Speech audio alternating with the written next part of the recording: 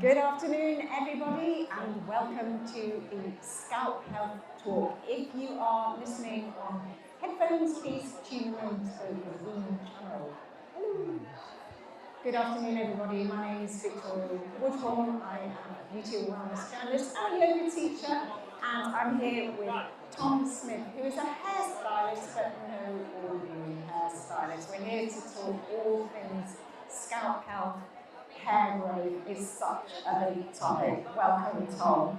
Thank you. Thanks so much for having me. Are you all having a great day?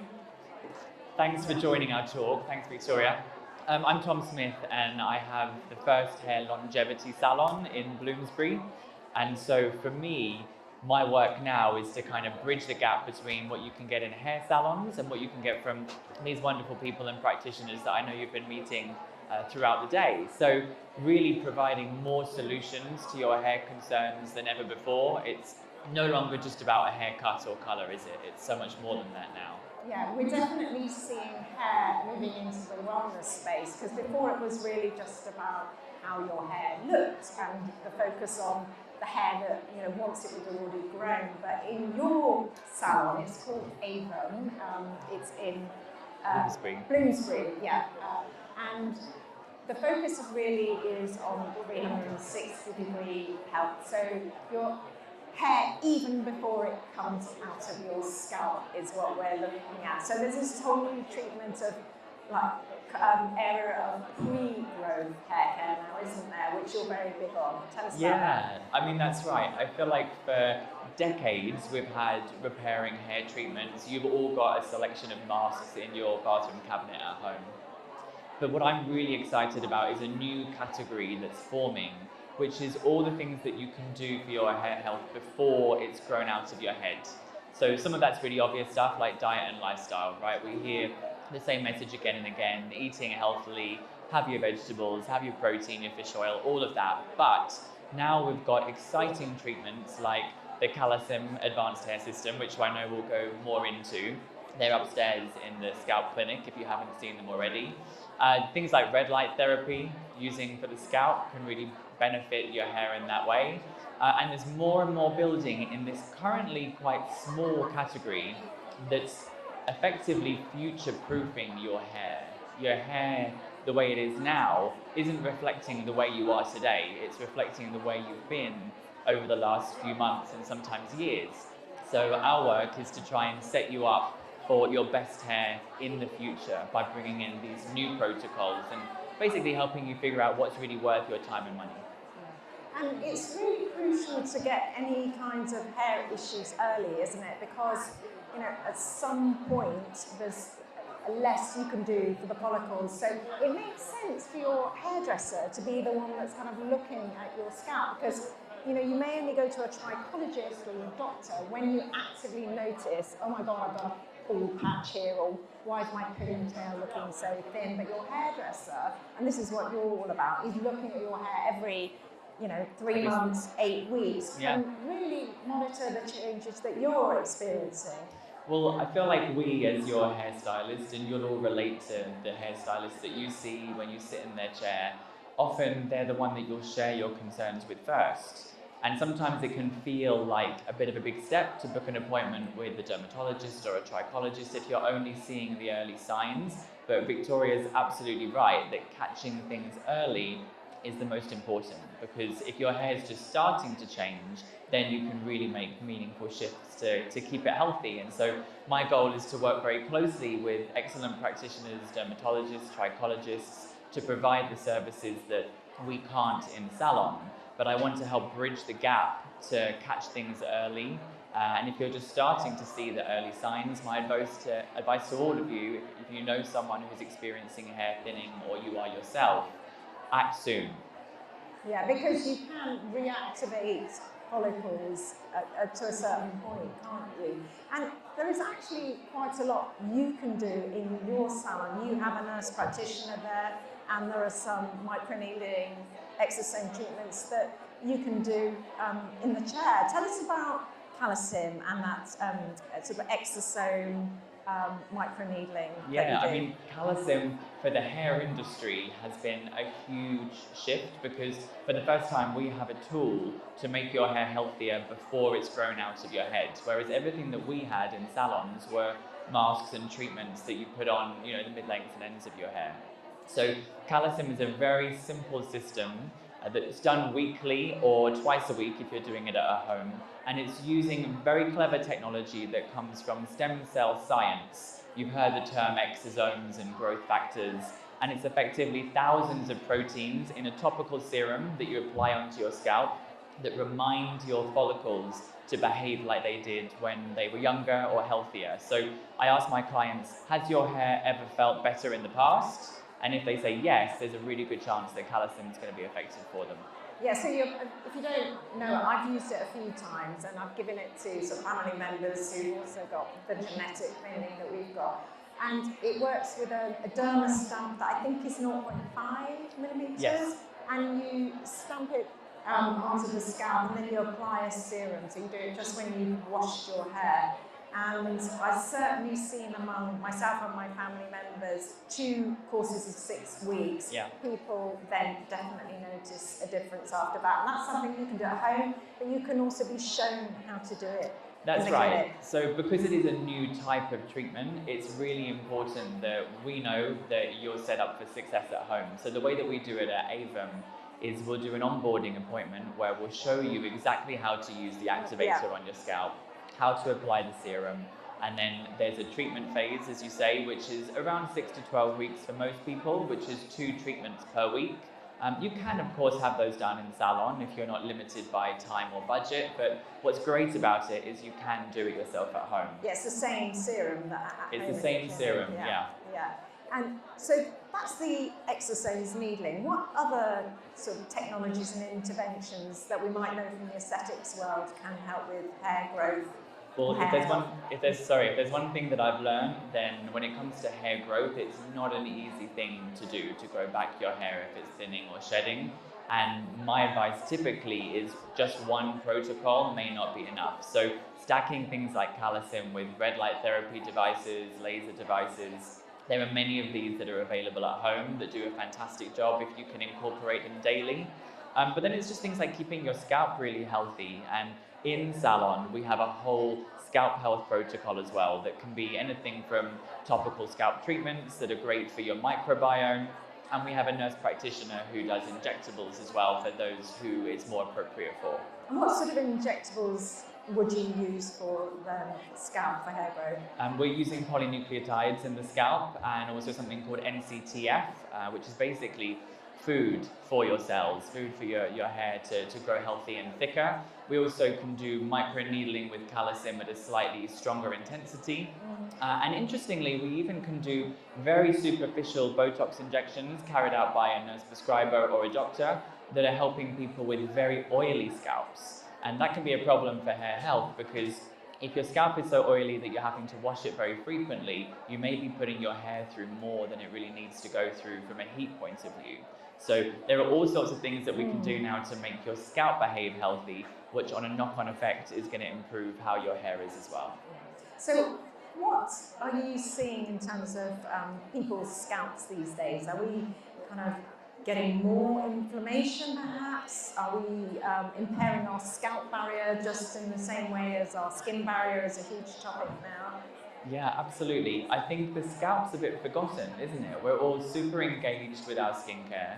And I would think I probably speak for everyone in this room that we wouldn't leave the house having washed our face and not put anything else at all on top of it, even if it was the lightest moisturizer.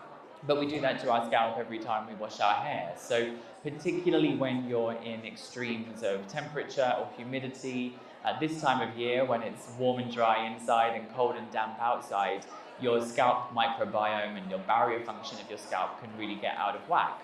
And sometimes it's really as simple as cleansing your scalp that bit more frequently to reset your microbiome, but also using some kind of leave-in barrier support serum. So this is a serum that's going to be light enough for you to leave it on your scalp without feeling like it's weighing down your hair. And there are lots more formulations available now that are light, like, you know, a beautiful hyaluronic acid feeling serum that's suitable to be left on your scalp and still give you a great blow dry at the same time.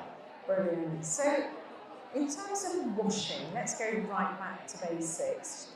Should we be washing our hair every day? Is that, because some people can feel like their scalps are really dry, or is it like cleansing our face? Should we do it every day? It's a great question, and if we're talking about scalp health solely, I'm very much of the camp that cleansing it every day is going to keep things happiest and healthiest. However, we all play with our hair, right? With color, with heat styling, we're doing things to our hair sometimes every day. And so it's really important to balance the needs of your scalp with the needs of your hair, because if you're needing to heat style your hair every time you shampoo it and there's highlights in there or there's color in there, there's a very good chance that washing it every day might start to work against the health of your hair.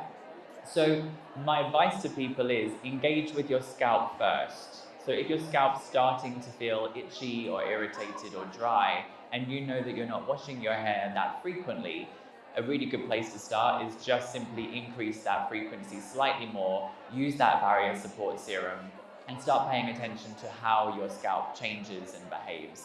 There are some fantastic products that protect your hair better from heat than ever, for example. So incorporating those means that you can get away with washing your scalp and therefore hair more often and keep it healthier. But typically more is better than less in my experience. I've recently had a sort of modern keratin treatment, which means that I can leave my hair to dry naturally, so I can wash my hair more without it looking like a total frizzy mess. But I can keep my scalp healthier. So using the kind of topical treatments for the hair to allow me to have a kind of better and less itchy scalp. There's nothing worse than kind of feeling that itch all day. And if anyone's experiencing that now, do take a little bit of comfort in, if ever you're going to get a dry, itchy scalp, it's this time of year, in this season. So if it's not extreme, if you haven't noticed it before, sometimes things do sort themselves out on their own when the weather starts to change, but more frequent washing, barrier function serum goes a long way at helping.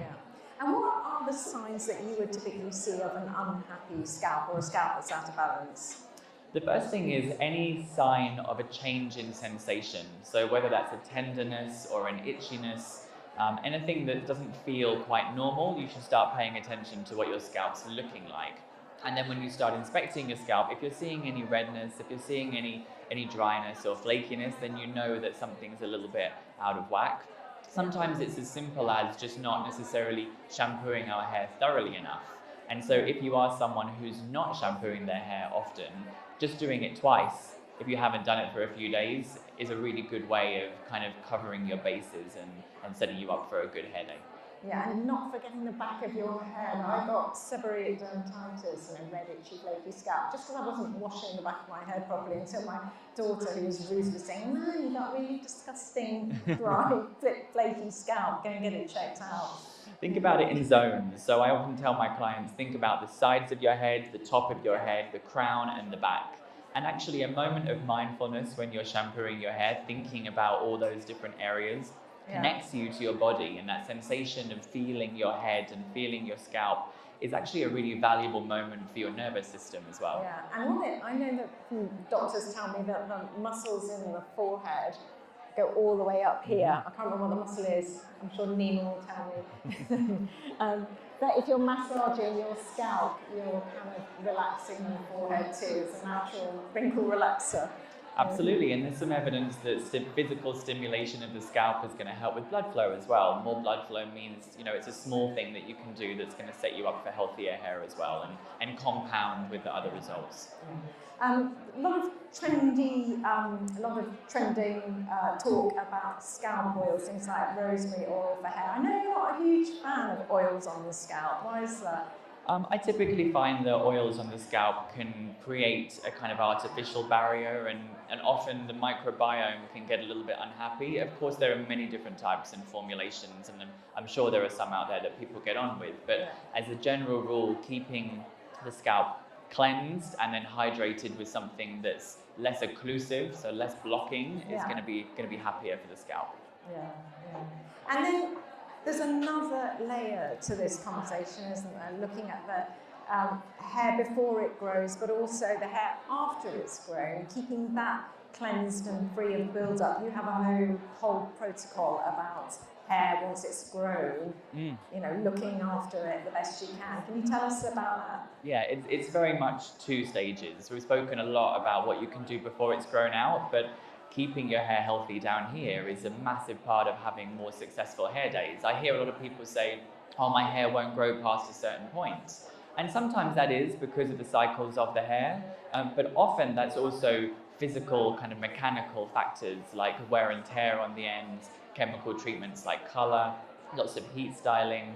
And so I would say if your hair is misbehaving down here, if it's not feeling like it's behaving the way that you want it to, a really good start is to reset things with a clarifying shampoo, or something that we did together just this week is a technology called chelating, which is about removing minerals and metals from the hair. And that's an in-salon service, but there are also some great home products that can be really effective at clarifying. Removing that build-up from your hair and scalp then means that the clever treatments that you do, the reparative masks that you might use, are going to get into the hair better and do more for you in one go. And it's a really good way of, if something doesn't feel quite right, it's usually the first troubleshooting step that I suggest people take. Question for you, conditioner on the scalp, yes or no? As a general rule, I would say no, because I'd be looking for a product that's formulated specifically for the scalp. Yeah, okay. Yeah, because definitely you can find that creates build-up as well. So if we're all going to take away a hair health protocol that we can do at home that can support growth and make us feel good and kind of protect our scalp barrier, what should we be doing? Oh, I would say think about a multi-pronged approach. So if you're concerned about the longevity of your hair, if you're future-proofing for the future, one of the technologies that I've shared, like Calisim Advanced Hair System or red light therapy, if you bring that into your home, that's going to help a lot. Keeping your scalp really clean would be the second thing, like we've covered, the clarifying, and then always making sure that you leave something in your hair after you've shampooed and conditioned it. So whatever the product might be, find one that, you know, sometimes you need trial and error, but some kind of leave-in solution on your hair, even if it's the most simple leave-in conditioner, just gives your hair a little buffer against coat collars and bag straps, and it just softens it enough to make it that bit more resilient. And it really can be as simple as that. Yeah, and I know hairdressers can tell which side you carry your bag on if you've got shoulder-length hair, because of lots more breakage on the shoulder side. I've started seeing a lot more blouse buttons at the top of a blouse, or necklaces that have ornate clasps. If you're pulling your hair out of a clasp or a button on a regular basis, that one time might break a couple of hairs. But if you're doing that regularly, that's really going to compound. So just bear that in mind if you're noticing that. And ponytail scrunchy pulling, even things as simple as that. Any repetition is best avoided. So if you're going to wear your hair in a ponytail in the same place every single day, then the risk is higher. So make things a bit versatile, get things mixed up a little bit. Try to position your hair in different places to give it a rest from any aggressors that it might be experiencing.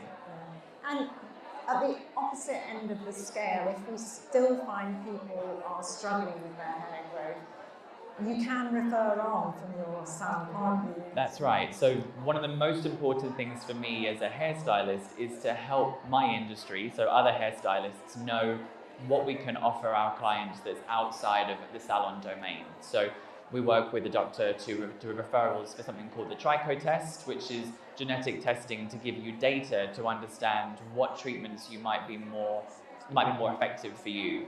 And so we want to kind of make that transition easier, so that if you come to a salon with hair concerns and they can't necessarily be treated in the domain of the hair salon, perhaps it's, you know, suspect some hormonal medical changes or something medical, then referring you to someone who can really help you with that, and working together with them on a bit of a holistic hair plan is going to give you so much better results than doing one or the other, having us work together.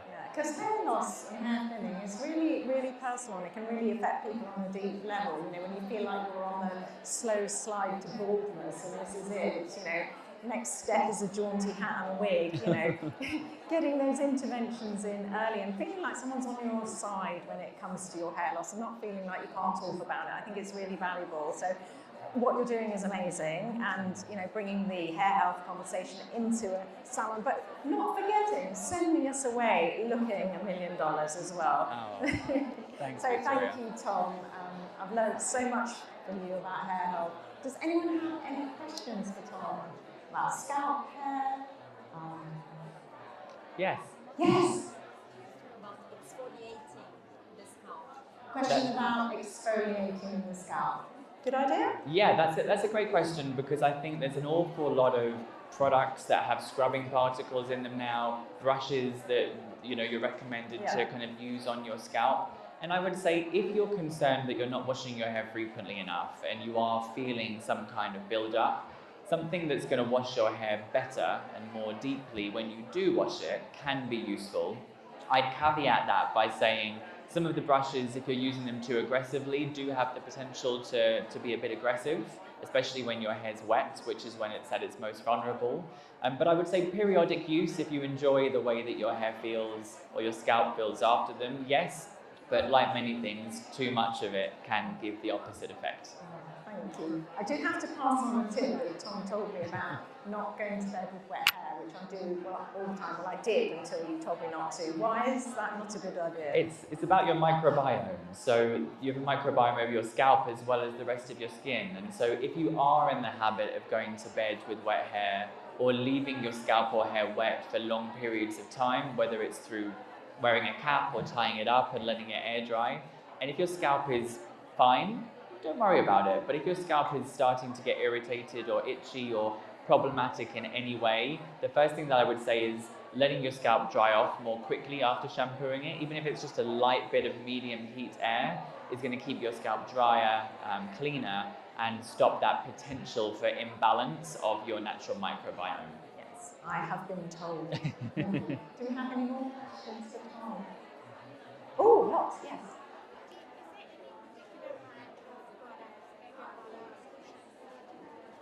Okay, recommendations for shampoos and hair products. Any particular products that stand out? I think there are certain leaders in certain spaces. So my preferred for kind of growing hair back would absolutely be the Calisim Advanced Hair System. My go-to scalp leave-in product at the moment is a living proof product called Dry Scalp Treatment. And I'll say one more. My favorite heat protector right now is the K18 Heat Bounce, because of the way that it protects the hair from heat right down into the cortex. It's kind of a new generation of hair care. So those would be my top 3 at the moment. Brilliant, thank you. We have one more question, I think. Yes.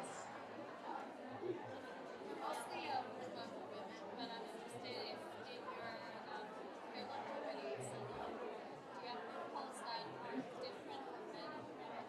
Are there different hair longevity protocols for men and women at Avon in your salon? So at Avon, not necessarily, but when it comes to medical intervention, which someone else could speak to much better than me, there will be. But in a salon environment, it's genderless, to be honest. Brilliant, thank you. Dry scalp treatment. Thank you. Thank you, Tom. And Thank you, everybody. everyone for coming and listening. I hope you learned as much as I always do when I'm Thank you. in your chair. Enjoy the rest of your day. Thank you very much, Victoria.